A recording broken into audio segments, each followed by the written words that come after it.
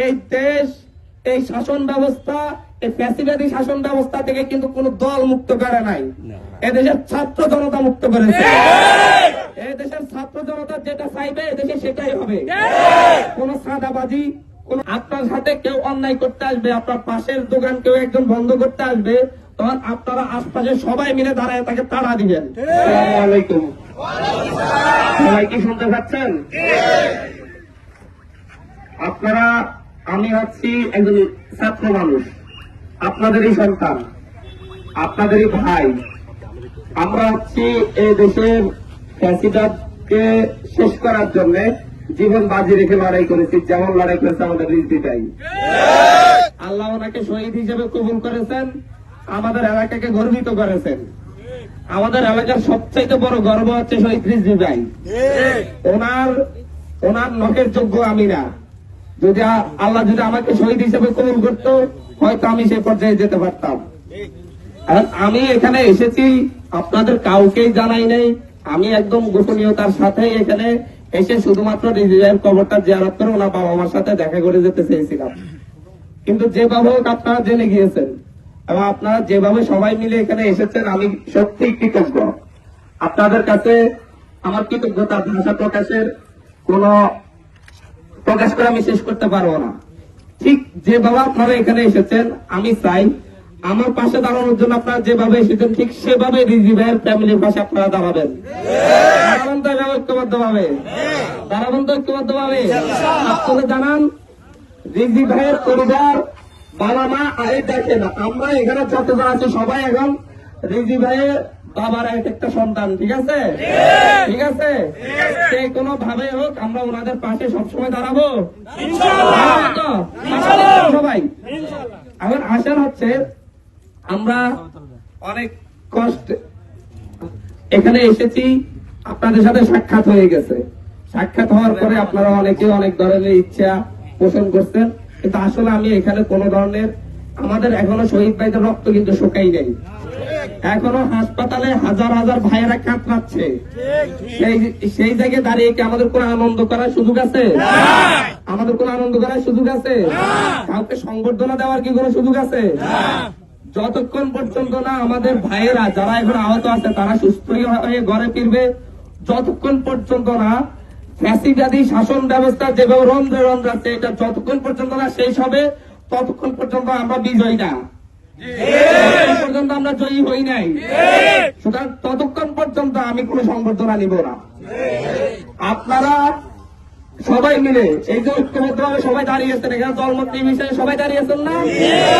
আমি চাইবো আমাদের নতুন বাংলাদেশ গড়তে, নতুন হাতিয়া গড়তে, নতুন নোয়াখালী গড়তে সবাই এভাবে কাঁধে কাঁধ মিলিয়ে একসাথে দাঁড়াবেন। আপনার সাথে কেউ অন্যায় করতে আসবে, আপনার পাশের দোকান কেউ একজন বন্ধ করতে আসবে, তখন আপনারা আশপাশে সবাই মিলে দাঁড়ায় তাকে তাড়া দিবেন।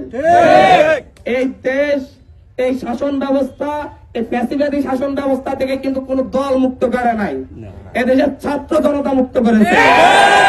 এই দেশের ছাত্র জনতা যেটা চাইবে এদেশে সেটাই হবে। কোন সাদাবাজি, কোন সন্ত্রাস, কোন লুটতরাজ, কোন রাজনৈতিক খেড়ম এখানে দেখানোর সুযোগ নেই। এখন হচ্ছে ঢাকায় বসে বসে এই সময় আমরা গন্ডগোল করতে পারবো না, পারবো? এসব গন্ডগোল কাদেরকে করতে হবে? আপনাদের করতে হবে। আমাদের পুলিশের ভাইয়েরা আছে, আপনারা পুলিশ বাহিনীকে সর্বোচ্চ সহযোগিতা করবেন। কেউ যেন ওনাদের থেকে আঙ্গুল তুলে না আর ইয়ে করে। পুলিশের ভাইয়েরা যারা অপরাধ করেছে তাদের বিচার হচ্ছে। সুতরাং এখানে আইন শৃঙ্খলা বাহিনীর সাথে যেন কেউ কোন রকম সংঘাতে না যায়।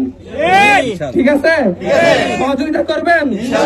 আপনাদেরকে সহযোগিতা না করলে আমরা সুন্দর দেশ গড়তে পারবো না। আইন শৃঙ্খলা বাহিনী ছাড়া সুন্দর দেশ গড়া যাবে না। তো আপনাদের কাছে আমার একটাই বার্তা, আপনাদের এলাকায় যেখানে যারা আহত আছে তাদের পাশে দাঁড়ান, যারা শহীদ হয়েছে তাদের পাশে দাঁড়ান, যারা লুটতরাজ, চাঁদাবাজি, চাঁদাবাজি করতে আসবে, সন্ত্রাস করতে আসবে তাদেরকে প্রতিরোধ করুন। আইন শৃঙ্খলা বাহিনীর সহযোগিতা দিন, সামাজিক ন্যায় বিচার নিশ্চিত করুন।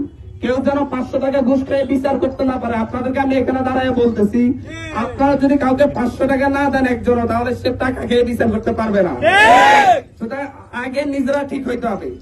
মনস্তাত্ত্বিক ভাবে আমরা প্রত্যেকে এক একটা প্যাসিজম লালন করি।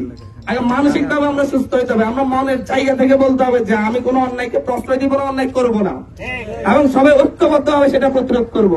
একতা ছাড়া কোনো শান্তি আসবে না, একতা ছাড়া কোনো ন্যায় আসবে না, একতা ছাড়া কোনো নীতি প্রতিষ্ঠিত হবে না। যতই বলি যে এরকম নেতাই আসুক, যে আসুক, এখানে দাঁড়িয়ে শুধু একটা কথাই বলবো, দল মত নির্বিশেষে অতীত ভুলে গিয়ে সামনে কিভাবে ঘটবেন, কিভাবে সবাই মিলেমিশে থাকবেন, কিভাবে একজন আরেকজনের বিপদে গিয়ে দাঁড়াবেন, কিভাবে একসাথে ছাদাবাজকে প্রতিরোধ করবেন, কিভাবে একসাথে সন্ত্রাসকে প্রতিরোধ করবেন, সেই চিন্তাটা শুধু এখন মাথায় লালন করুন। দেখবেন দেখবেন এমন একটা দেশ গড়ে উঠছে যেটা মার্কিন যুক্তরাষ্ট্র বলেন, ইউরোপীয় ইউনিয়ন বলেন, তারা আমাদেরকে দেখে ঈর্ষা করবে।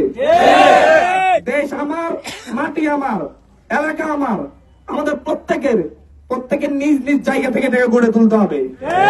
যদি মনে করি আরেকজনে সেটাকে গড়ে দিবে, আরেকজনে সেটাকে করে দিবে, সেটা পাবেন না। আপনারা যদি ঠিক না থাকেন, আমি আজ এখানে নীতি কথা বলতেছি, পাওয়ার পাইলে আমিও হয়তো এক একটা মোহাম্মদ আলী হয়ে যাব। তখন কি হবে? তখন আপনারা সবাই যদি ভয়ে চুপসে থাকেন, তখন আরো অন্যায় করবো, আরো অন্যায় করবো, আরো অন্যায় করবো। ফ্যাসিবাদ, অন্যায়, সন্ত্রাস শুধুমাত্র তখনই বৃদ্ধি পায় যখন মানুষ তাদেরকে ভয় পায়। শেখ হাসিনাকে ভয় পেয়ে এদেশের মানুষ 16 বছর জিম্মি ছিল, কিন্তু যখনই গুলির সামনে দাঁড়িয়েছে তখন 1000 মানুষের জীবনের বিনিময়ে শেখ হাসিনা সবাই পালাইছে। কিন্তু প্রতিটা এলাকায় গত 16 বছরে না হলো 10,000 মানুষকে হত্যা করেছে। ততদিনকে ঐক্যবদ্ধ দাঁড়ায় নাই। যখন ঐক্যবদ্ধ হবেন তখনই দেখবেন সবাই লেজ গুটিয়ে পালাবে। একতার কোনো বিকল্প নাই, ন্যায়ের কোনো বিকল্প নাই, নীতিবোধ আমাদের প্রত্যেকের জায়গায়। এই কথাটা একদম স্পষ্ট। আমি আরেকবার বলি, আমি এখানে রাজনীতি করতে আসি নাই, আমি এখানে হ্যাডম দেখাতে আসি নাই। আমি আপনাদের মতো সাধারণ মানুষ, আপনাদের পাশে দাঁড়াবো। আপনারা নিজেরা নিজেদের পাশে দাঁড়ালে তবে আমি দাঁড়াবো, আর না হয় আমি দাঁড়াবো না। যদি নিজেরা নিজেদের পাশে দাঁড়াতে না পারেন, নিজের বাড়ির পাশের মানুষের একজনের ঘরে আগুন দিচ্ছে, আপনি যদি প্রতিরোধ না করতে পারেন, আমি তাদের পাশে দাঁড়াবো না।